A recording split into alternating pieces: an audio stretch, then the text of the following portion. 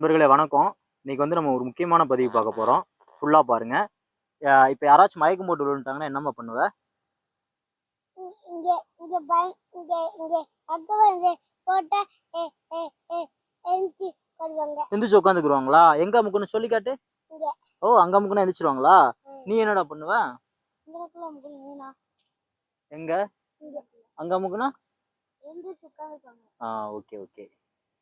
நண்பர்களே இப்ப பார்த்திருப்பீங்க. இப்ப ஏன் இந்த 2 புள்ளிய நான் முக்கியம்னு சொல்றேன்னா, இந்த 2 புள்ளி வந்து அக்குபஞ்சர்ல எமர்ஜென்சி பாயிண்ட் சொல்லுவாங்க. அது இந்த DU-26ன்னு சொல்லி ஒரு புள்ளி இந்த இடத்துல வரும். K1ன்னு சொல்லி கால்ல வந்து உள்ளங்காலுக்கு நடுவுல மத்தியில வரும். இந்த 2 புள்ளி நம்ம அழுத்தும்போது எவ்வளோ பெரிய மயக்கம், என்ன ஒரு பிரச்சனை ஒரு வேளை நீங்க எங்கேயாவது போற இடத்துல யாராவது மயக்கி விழுந்துட்டாங்க, என்ன பண்ணணும்னே தெரியலன்னா, நீங்க இந்த 2 புள்ளிய யூஸ் பண்ணி யாரா இருந்தா எழுப்பி உட்கார வைக்க முடியும். இது ஏன் நம்ம சின்ன பிள்ளைகளுக்கு சொல்லிக் குடுக்கணும்னா, அவங்களுக்கு இப்ப இருந்து அத கத்துக்கிறம்போது, ஃபியூச்சர்ல கண்டிப்பா அது வந்து யூஸ் ஆகும் அவங்களுக்கு. ஏன்னா, சின்ன வயசுல இருந்து நம்ம ஜெனரேஷன பொறுத்தவரைக்கும் எப்படி இருக்குன்னா, ஆ இப்ப இருக்கிற பசங்களுக்கு நான் நான் வந்து இத நான் சிம்பிளா உங்களுக்கு புரியிற மாரி சொல்றேன். நேத்து என் பையனுக்கு சளி பிடிச்சிருக்கு. அப்ப அவன் சிம்பிளா வந்து ஒரு மிளகு எடுத்துட்டு வந்து என்ட்ட குடுத்து, இந்த இடத்துல ஒட்டி விடுனேன்னா அவன் சொல்றான். ஏன்னா, இதுக்கு முன்னால நான் அவனுக்கு சொல்லிக் குடுத்துருக்கேன். அவனுக்கு புரியுது.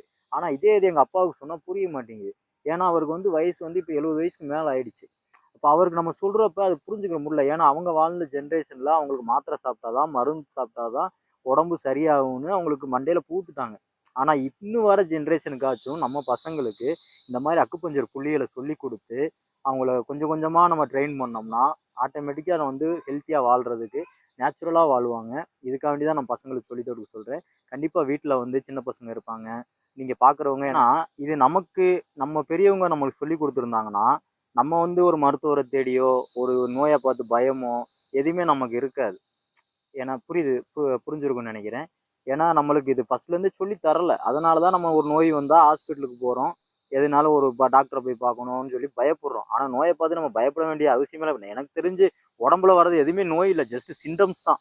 அந்த சிம்ப்டம்ஸ்க்கே நம்ம அவ்வளோ பயப்படுறோம். அப்ப நோயெல்லாம் வந்தோம்னா ஒண்ணுமே பண்ண முடியாது போல தெரியுது. அதனால தான் சொல்றேன். நீங்க சின்ன பசங்களுக்கு தயவு செஞ்சு சில அக்குபஞ்சர் புள்ளிகள நீங்க சொல்லிக் குடுங்க. எல்லா அக்குபஞ்சர் புள்ளியுமே கன்ஃபார்மா வேல பார்க்கும். ஆனா என்னன்னா, அது தூண்டுற முறை தான் இருக்கு. அது கொஞ்சம் கொஞ்சமா பசங்களுக்கு சொல்லிக் குடுத்தீங்கன்னா, ஃபியூச்சர்ல மருந்து மாத்திரை இல்லாம குழந்தைகள் நல்லா ஆரோக்கியமா வாழ்வாங்க. நம்ம இப்ப சொல்லிக் குடுக்கறது தான் நாளைக்கு அவங்க பிள்ளைகளுக்கு அவங்க சொல்லிக் குடுப்பாங்க. அதனாலயாச்சும் சொல்லிக் குடுங்க தயவு செஞ்சு. இந்த தகவல் யூஸ்ஃபுல்லா இருந்தா ஷேர் பண்ணுங்க. நம்ம நண்பர்களுக்கு பகிருங்க. நன்றி.